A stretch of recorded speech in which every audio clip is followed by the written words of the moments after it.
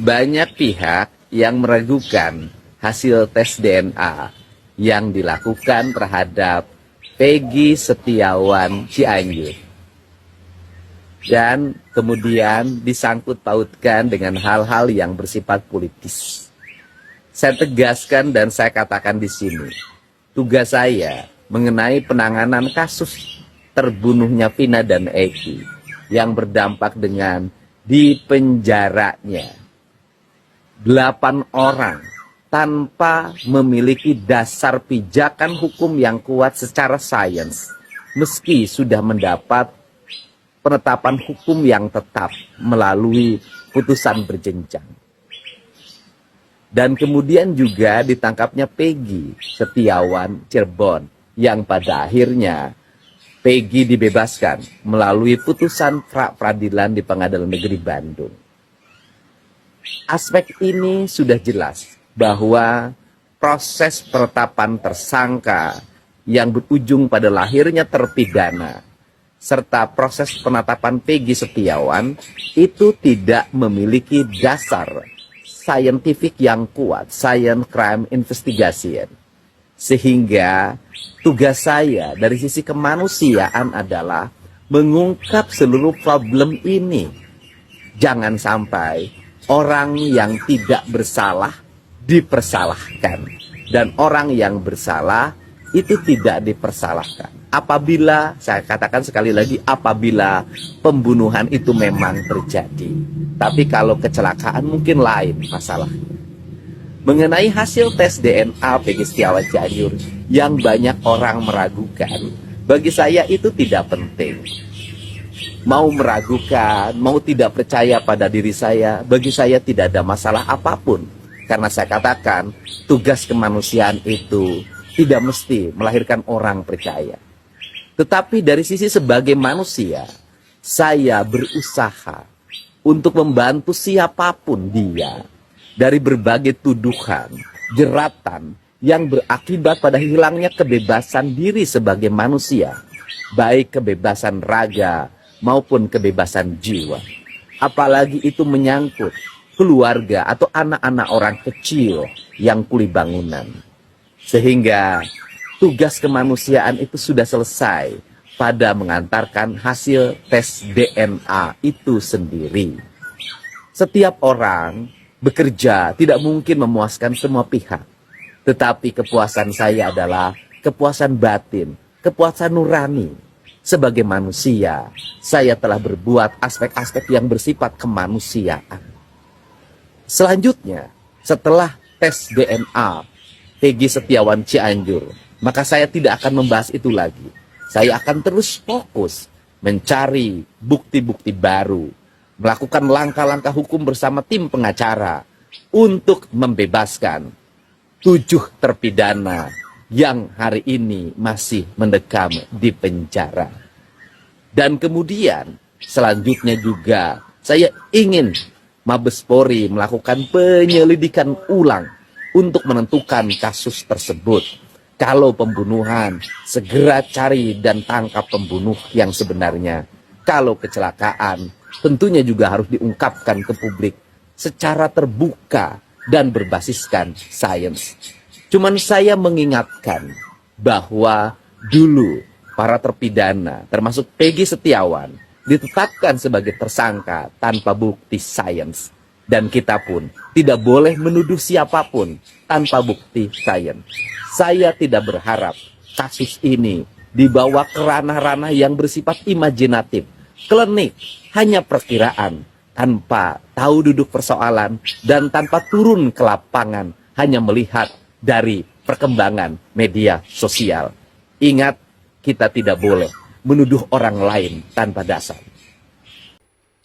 Assalamualaikum warahmatullahi wabarakatuh. Salam Om Swastiastu, Namo Buddhaya, salam kebajikan dan salam sejahtera untuk kita semua, saudaraku sebangsa dan setanah air. Peggy Setiawan Cianjur sudah melakukan tes DNA yang dilakukan oleh Kang Deddy Mulyadi. Banyak pihak yang meragukan hasil tes DNA tersebut ketika mengetahui bahwa Peggy Setiawan Cianjur itu adalah benar anak dari Ibu Elis dan Cecep Dahlan. Yang menjadi polemik saat ini ketika banyak netizen yang tidak terima kalau benar hasil tes DNA itu. Padahal dari penjelasan Kang Deddy Mulyadi, 99,99% bahwa benar Peggy Setiawan Cianjur itu adalah anak dari Ibu Elis dan Cecep Dahlan ini. Tetapi apapun itu memang untuk membangun rasa percaya kepada semua lapisan masyarakat di Indonesia tidak semudah seperti kita membalikan telapak tangan. Padahal kita ketahui bersama-sama bahwa Kang Deddy Mulyadi sudah melakukan begitu banyak pengorbanan untuk mengungkap tentang motif dari kasus pembunuhan Vina dan Eki. 8 tahun lalu adalah waktu yang cukup lama di mana Eki dan Vina dibunuh. Cerita antara pembunuhan dan kecelakaan pun sampai sekarang masih simpang siur. Tetapi hal-hal yang dilakukan oleh Kang Deddy Mulyadi bagi saya patut memberikan apresiasi karena beliau telah berjuang sampai sejauh ini untuk mengungkap tentang misteri dari kematian Vina dan Eki. Ada yang mengatakan bahwa Vina saja yang mati, tetapi Eki itu masih hidup. Di mana Eki katanya sudah menikah dan punya 1 anak. Cerita-cerita ini tentu masih simpang siur, di mana banyak netizen yang membongkar siapa itu Eki, siapa itu Vina, dan siapa itu Peggy Setiawan. Misteri-misteri ini tentu menjadi teka-teki bagi kita semua. Tetapi apapun itu, saya secara pribadi tetap memberikan apresiasi yang setinggi-tingginya atas segala perjuangan yang dilakukan oleh Kang Deddy Mulyadi guna membongkar tabib-tabib kebenaran dari kasus pembunuhan Vina dan Eki ini. Kita tahu misteri tentang pembunuhan Vina dan Eki sampai saat ini belum menemukan titik terang. Masih banyak dramanya, masih banyak ceritanya. Bahkan aparat kepolisian di Cirebon seolah-olah menjadikan kasus ini sebagai sandiwara, di mana sampai hari ini kita juga belum menemukan jawabannya. Cerita tentang salah tangkap akhirnya terbukti saat Peggy Setiawan Cirebon harus dibebaskan. Dia terbukti tidak bersalah dalam sidang pra-peradilan di Pengadilan Negeri Bandung yang diputuskan oleh Hakim Tunggal Eman Sulaiman. Cerita-cerita seperti ini sekaligus mengantarkan kita bahwa kualitas dari aparat penegak hukum di bangsa kita memang benar-benar sangat meragukan, di mana kita sebagai rakyat jadinya bimbang ke siapa lagi kita bisa menaruh harapan dalam persoalan hukum di bangsa ini. Kalau memang dari aparat penegak hukum tidak mampu untuk memberikan contoh atau teladan yang baik. Mungkin ini adalah cerita-cerita yang bisa kita simak, khususnya dalam persoalan dari Vina dan Eki ini. Dan berikut ini, saya kembali menghadirkan cuplikan video terkait dengan kebenaran dari hasil tes DNA Peggy Setiawan Cianjur yang dalam beberapa hal banyak menimbulkan kecurigaan di hati, di pikiran kita masyarakat Indonesia. Karena kejanggalan-kejanggalan terjadi dari Peggy Setiawan Cianjur, mulai dari nama ayah yang tidak sesuai. Misalnya di buku induk, nama ayahnya adalah Cecep Dahlan, tetapi di buku kleper nama ayahnya adalah M. Soleh. Kejanggalan yang lain misalnya tentang jenis kelamin di akte kelahiran, di mana Peggy Setiawan Cianjur ini berjenis kelamin perempuan. Dan masih ada banyak hal yang mencurigakan. Tetapi Kang Deddy Mulyadi sudah membuktikan kepada kita bahwa hasil tes DNA memang benar. Peggy Setiawan Cianjur itu katanya anak dari Cecep Dahlan itu. Benarkah demikian? Mari kita simak cuplikan video berikut ini. Ini hasilnya ya. Ini hasilnya ada 3. Ini yang asli, yang 2 yang salinan. Ini masih utuh, ya kan? Nanti takut jadi omongan, jadi fitnah apalagi. Nih, utuh ya. Utuh nggak? Tuh, Pak. Utuh nggak? Utuh ya. Tuh belum. Nggak berani buka. Nih, utuh. Sini Pak, sini baca. Sini bapaknya sebelah kiri. Nih, udah ada hasilnya nih. Laporan hasil tuh. Nih bolehlah dipublikasikan. Oh. Bukti ilmiah ini menunjukkan bahwa 23 alat lokus marka STR yang dianalisa dari terduga Ibu Elisna cocok dengan alel material dari anak Peggy Setiawan. Dengan demikian Alel maternal Peggy Setiawan, dengan demikian probabilitas probabilitas Elisna sebagai ibu biologis dari Peggy Setiawan adalah 99,99%. Jadi apa? Coba dulu. Apa itu maksudnya? Sama. Jadi maksudnya Peggy Setiawan Anaknya ibu 99,9999% itu adalah anak Ibu Elisna. Jadi bukti ilmiah ini menunjukkan bahwa, ya kan, bahwa 23 alelokus marka STR yang dianalisis dari terduga Ibu Elisna cocok dengan alel material dari anak Peggy Setiawan. Dengan demikian, probabilitas Elisna sebagai ibu biologis dari Peggy Setiawan adalah 99,9. Jadi artinya hampir 100%.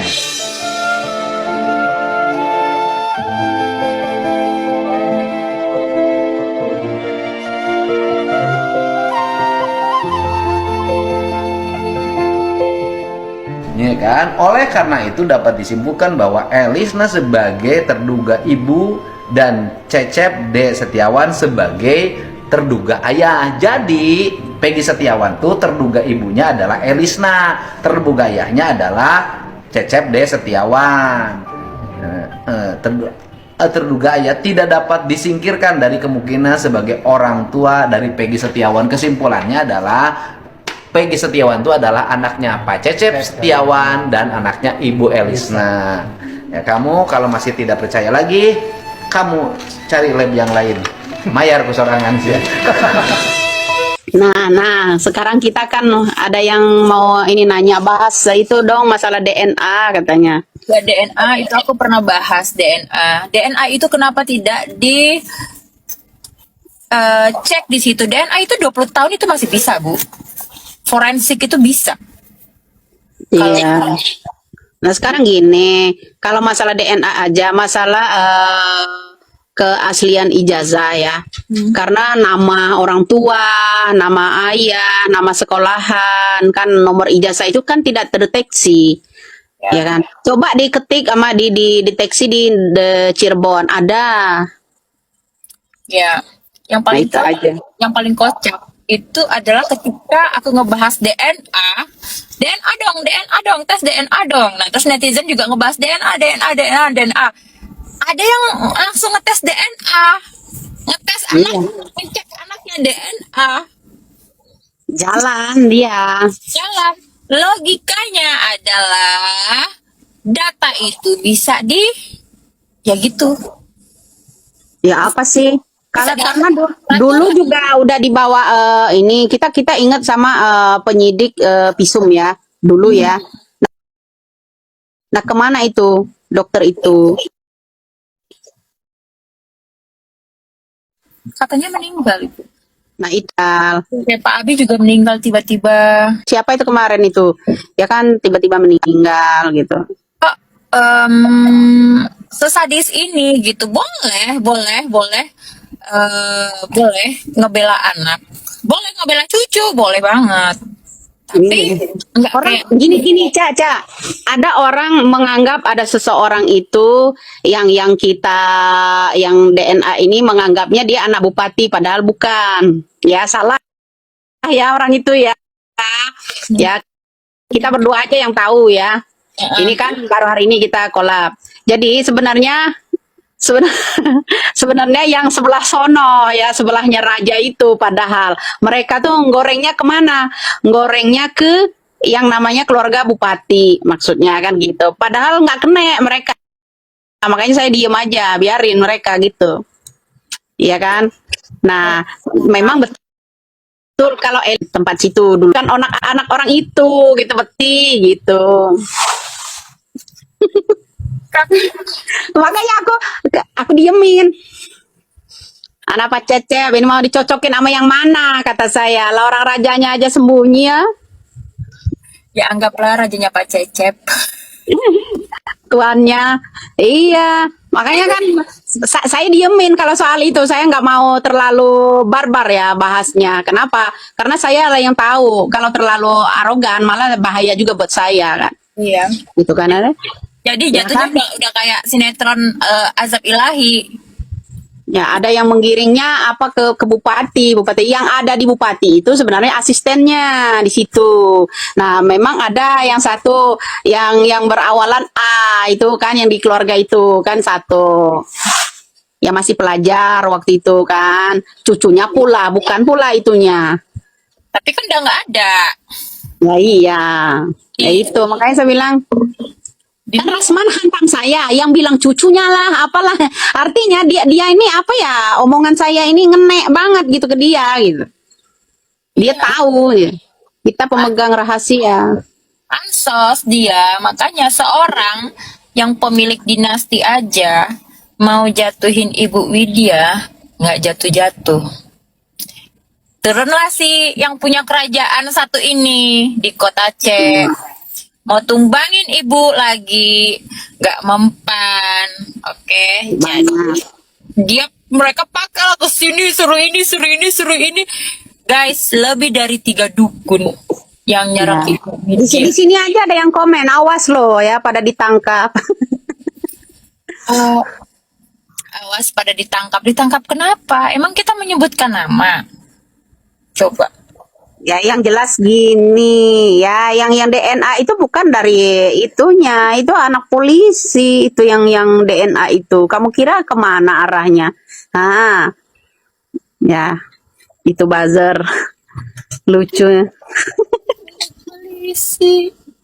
Ya Allah, dititipin semua pokoknya anak titipan lah. Jadi dalam judul FTV anakku bukan anakku. iya Itu guys. anak itu. Anakku bukan anakku. Seperti itulah. Nah, jadi ya, kalau yang cucu kan makanya saya bilang kalau cucu ya yang namanya dia pernah berbuat baik juga. Kita nggak mungkin nyebut namanya ya kan kalau cucu. Ya kita nonton sinetron aja sinetron orang-orang ini yang lebih berpower itu orang yang mencocok logi itu cocok logi masalah otak pelaku ini yang rame gitu. Saya senang liatnya. Seneng kan kita lihatnya. Kita melihat Pansos di atas kasus gitu. iya pansos di atas kasus itu yang pertama kita seneng nonton ketololan orang sebenarnya. Jadi kita tuh kayak ngakak ketawa aja bodoh ya, ketolol ya gitu. Masih tuli kalian jadi manusia. Masih buta kalian jadi manusia. Ingat. Halo guys. Kalau ada yang bisa ngetek video saya ini kepada bapak yang satu ini, bolehlah gitu loh, ya. Jadi di sini saya hanya ingin ngungkapin sebenarnya kenapa kita sesama netizen untuk cari permasalahan, ya. Terbukti benar atau tidak di antara kita semua netizen sedang saling dukung-mendukung untuk mencari keadilan. Yang kita perjuangkan di sini bagaimana keadilan, kezoliman di Indonesia ini dia diminimalisir. Bukan cari battle sesama netizen, yang dimana sebetulnya netizen ini semua adalah elemen-elemen yang saling mendukung untuk mengungkap apa yang sudah terjadi yang sangat tidak mungkin yang bahkan hampir tidak mungkin bisa dilabrak oleh aparat itu sendiri. Ya, kenapa kita sesama netizen mesti saling labrak? Gitu. Kalau bicara tentang Mbak Widya, kalau bicara Mbak Widya itu hoax apa segala macam, ayah taruhlah dia hoax. Tetapi apa yang Mbak Widya ungkapkan itu semua justru adalah titik balik atau permulaan awal dari segala sesuatu ini bisa terungkap. Kang Deddy sendiri melakukan tindakan setelah Mbak Widya keluar dengan viti-vitinya. Kang Deddy tergerak untuk melakukan sesuatu, gitu. Sama dengan kita untuk mencari keadilan. Kalau di sini Anda mengatakan tukang hoax, Kang Deddy begini, netizen begitu, ini bukan tempatnya dan ini bukan saatnya, gitu loh. Kita sama-sama sedang berjuang untuk memberantas kezoliman dan menegakkan keadilan di negara kita. Memberantas orang-orang yang benar-benar udah kita lihat sendiri gitu loh. Justru dengan adanya viti-viti Mbak Widya, semua ini bisa terungkap. Apa yang disampaikan Mbak Widya itu adalah clue untuk ambil tindakan dan membuktikan bahwa ada sesuatu yang salah. Jadi kalau Anda bicara tentang hoax ini apa segala macam, Anda di sini jatuhnya sebagai provokator gitu loh. Jadi nggak usah cari masalah sesama netizen. Kang Deddy sudah melakukan hal yang benar. Kalaupun ada hal yang kurang menurut netizen, kita tidak pernah menyalahkan Kang Deddy, gitu. Apa yang Kang Deddy lakukan itu sebuah upaya yang sudah maksimal. Tetapi ada yang mesti kita bongkar lagi di balik semua ini, gitu. Jadi nggak usahlah cari permasalahan sesama netizen, gitu. Anda mau koar-koar, mau apa segala macam, mau cari perhatian netizen, kita sama-sama sesama netizen sedang menegakkan keadilan di negara kita. Ya, kita nggak punya tendensi apa-apa. Saya juga nggak pernah live, saya juga nggak pernah, tapi kita coba menyuarakan sesuatu yang bisa menjadi clue untuk menegakkan keadilan di negara kita. Hanya itu, jadi nggak usah cari masalah. Kita bersatu dan kita cari permasalahannya, kita buka permasalahannya, lebih atau kurangnya, biar nanti ke depannya kerjasama kita akan dibantu oleh orang-orang yang baik hati dan orang-orang seperti Hakim Sulaiman, seperti Kang Deddy, untuk bisa mendukung pengacara-pengacaranya Peggy juga.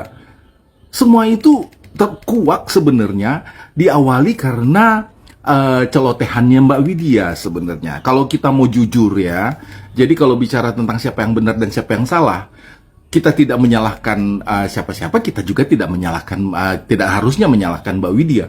Karena di sini kita bersama-sama sedang bahu-membahu untuk menegakkan dan mengurangi atau memberantas kezoliman di negara kita.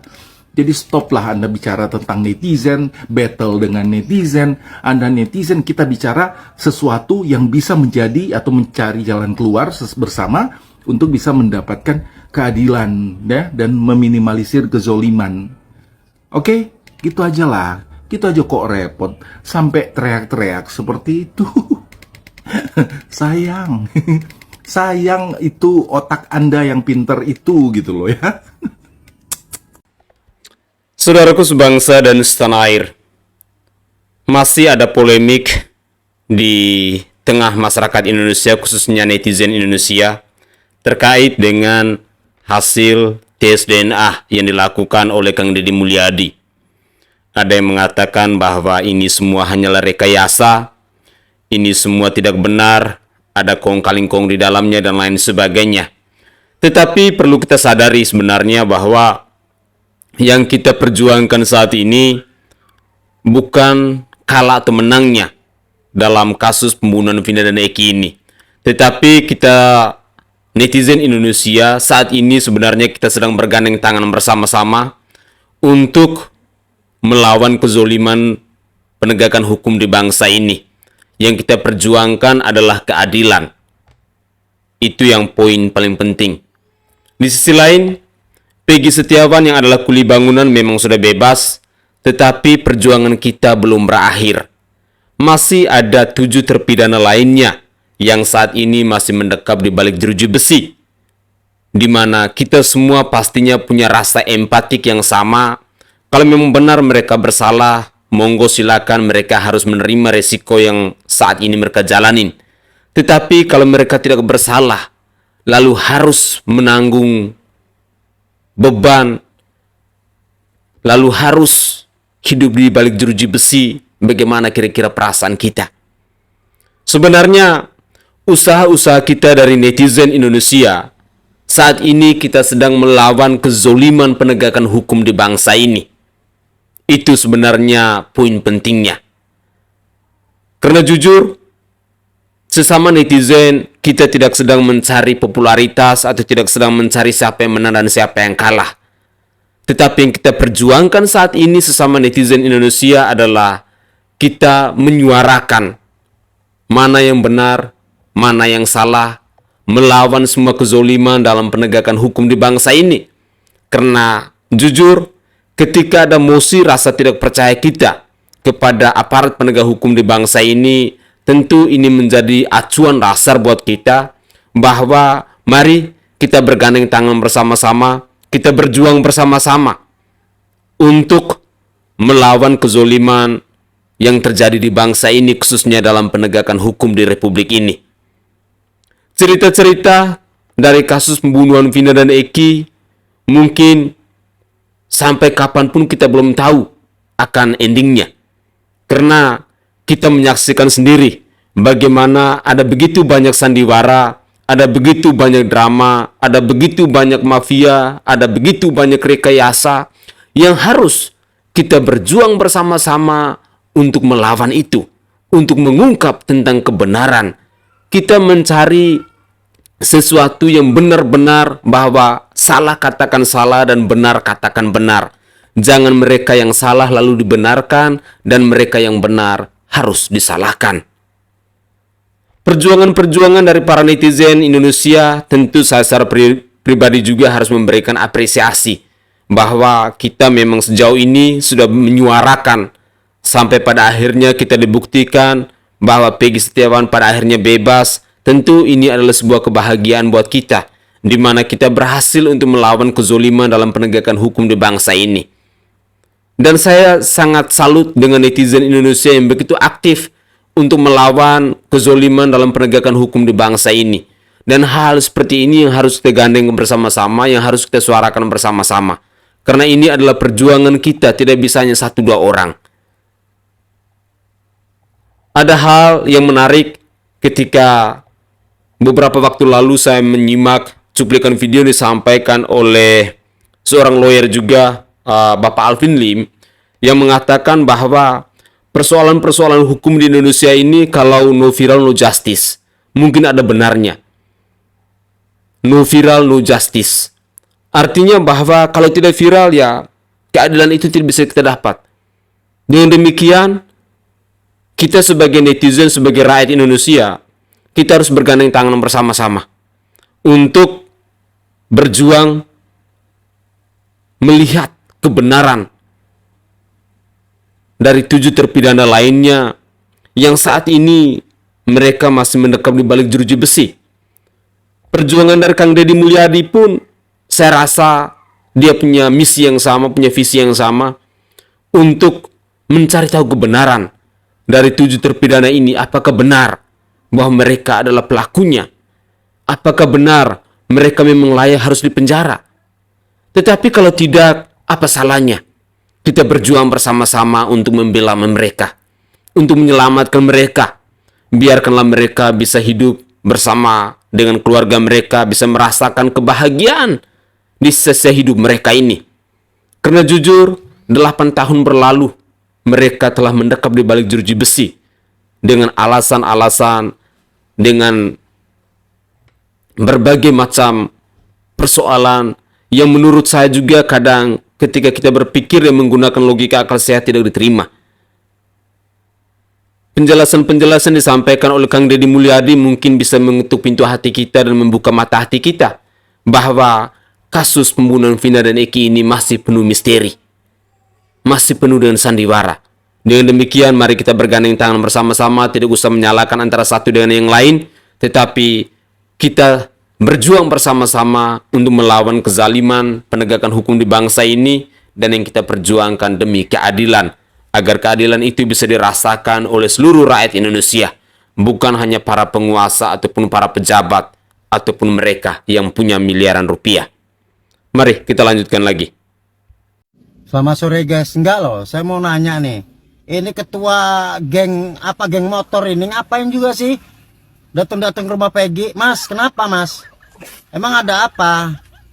Emang tadinya waktu Peggy lagi ada masalah kalian kemana aja nih XTC nih? Apa nih? Geng motor apa ini? Nggak ngerti saya. Kapan Peggy udah bebas ngapain mas datang-datang ke rumah Peggy? Ah? Ada yang dicemaskan? Mau klarifikasi? Kalau Egy Lipra itu bukan pelaku, kenapa nggak dia sendiri? Kenapa Bapak Jenggot ini yang datang? Udah mas, gak usah deket-deketin keluarga Peggy, penyakit. Menurut saya penyakit banget deh orang-orang kayak gini, geng-geng motor ini. Ya, nggak usah deket-deketin Peggy. Karena sebelumnya juga kalian kemana? Rasa kepedulian kalian di mana? Yang katanya komunitas motor itu. Di depan mata ada peristiwa orang nggak salah ditangkap, kalian diam aja. Sekarang Peggy udah bebas, kalian nyari apa? Nyari ini ya, nyari kopi ya?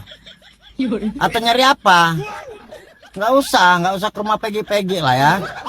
Saya ingetin lah, penyakit menurut saya. Tolong buat pengacaranya Peggy Setiawan diwaspadai ini. Ini udah mulai merapatkan diri, ngapain juga? Kemarin kemana? Boro-boro menyerukan, nggak ada, menyerukan sama sekali nggak ada. Nggak usah ya bang ya, nggak usah deket-deketin si jenggot naga nih, siapa namanya nih nggak ngerti saya. Nggak usah ke rumah Peggy, jadi balak lagi nanti. Kalian cari-cari apa juga ke rumah Peggy. Kalau memang mau klarifikasi si Egy Lipra itu suruh dia datang sendiri aja. Lagian salah siapa juga? Netizen itu nuduh dia karena jejak digital, berdasarkan jejak digital. Ya, nggak asal tuduh-tuduh netizen tuh nggak. Netizen tuh lebih jeli. Jadi nggak usah jenggot naga ini apa namanya ini klarifikasi. Suruh si anu klarifikasi sendiri aja. Si Egy Lipra.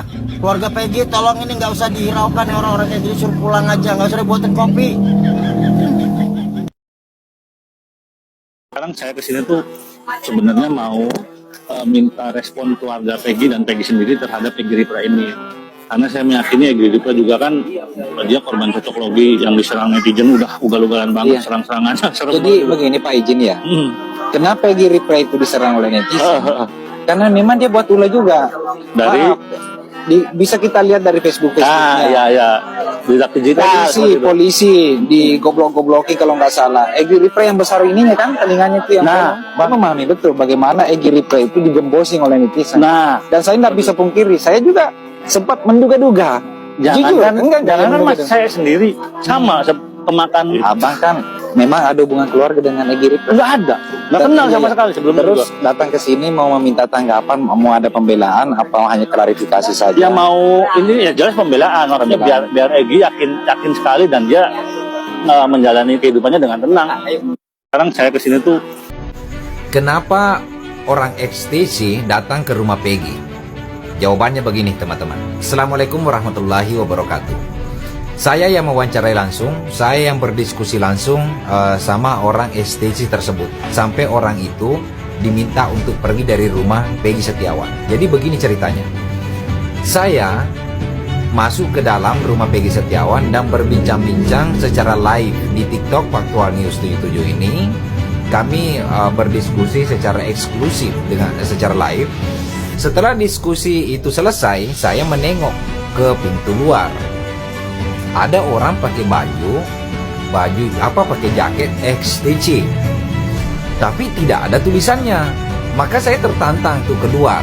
Nah setelah saya nyapa dia, ternyata dia benar orang XTC yang datang ke situ ingin ketemu Peggy Setiawan. Saya berusaha menghalangi, makanya saya meminta tolong kepada Bang Gol, waktu itu beliau sebagai kameramen saya, agar terus menyorot kamera kepada saya. Dan saya sebenarnya menghalangi dia untuk masuk. Akhirnya saya ajak dia berbincang-bincang dan saya juga meluapkan pertanyaan, memang abang ini siapa? Saya dari XTC, dia menerangkan XTC itu begini-gini dan segala macam. Terus maksud dan tujuan abang itu ke sini untuk apa menemui Peggy? Saya hanya ingin menyampaikan dan ketemu sama Peggy bahwa Egy Lipra itu tidak terlibat. Dan Egy Ripre ini sama sekali tidak tahu menahu dengan kasus Vina dan juga Peggy Setiawan. Akhirnya saya bertanya lagi kepada dia, memang abang ini apanya Egy Ripre? Dia ngomong, saya nggak kenal dengan Egy Ripre, saya juga nggak tahu. Ya silakan teman-teman netizen bernarasi. Dia mau datang ke situ mengklarifikasi bahwa Egy Ripre itu dia tidak kenal, tetapi datang ke situ mau ingin membela Egy Ripre. Silakan teman-teman beri komentar. Nah itu, dan yang terakhir teman-teman, saya bertanya lagi kepada dia, terus maksud abang ini sebenarnya apa? Sedangkan Egy Ripre itu memang dari dulu membuat masalah, kata saya. Memaki-maki polisi, iya. Di Facebooknya itu ketahuan sekali sejak tahun 2015, 16, 17 sampai sekarang itu banyak sekali narasinya yang kelewatan, kurang ajar. Nah, akhirnya dia ngomong jangan terprovokasi dengan netizen. Nah, saya juga awalnya baca, saya bilang enggak begitu bang, sorry, saya melihat langsung, bukan dari netizen kan, ini kan dari Facebooknya langsung, saya lihat langsung. Nah jadi seperti itu kejadiannya teman-teman. Nah akhirnya dia tuh tidak masuk ketemu Peggy. Datanglah ada orang, siapa ya saya lupa, untuk meminta dia datang pergi dari rumah Peggy.